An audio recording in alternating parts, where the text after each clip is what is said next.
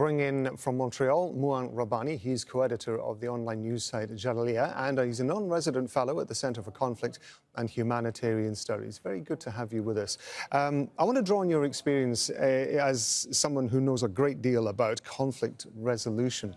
With regard to the delay that we've seen over the last few hours prior to the Palestinian prisoners and the Israeli captives being released, how, from a contextual point of view, how likely is that to happen? Is that kind of thing really to be expected in a deal like this? Well, as people who have dealt with the Israelis will tell you, typical pattern is at first you negotiate an agreement, and then you have to negotiate the implementation of what's already been agreed upon, and then they will nevertheless try to implement what has already been agreed in a way that best suits their interests. So that's one aspect. A second aspect is that I think we're also dealing with a test of wills here, in which the Israelis are trying to implement the agreement in their way to show Hamas that they're in control and in charge.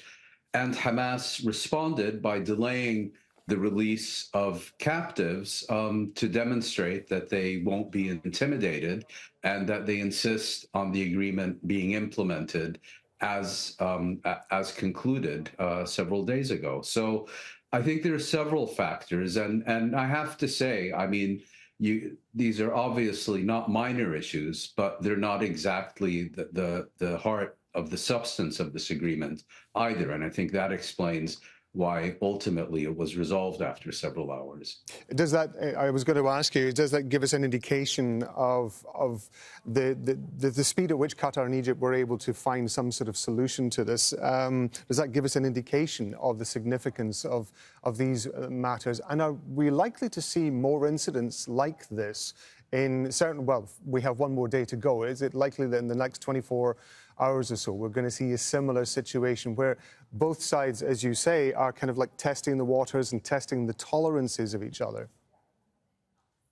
Well, there's 2 more days, and you know most of these issues can be resolved. But I mean, when it gets to the point where Israel is shooting to death refugees attempting to return to their homes to visit family or get a change of clothes, that's obviously a very serious matter. And another issue is that there are no monitors on site to monitor the proper implementation of the various commitments by the parties. So, you know, if anyone wants to sabotage this agreement, they will certainly have an opportunity to do so and then blame it on the other side.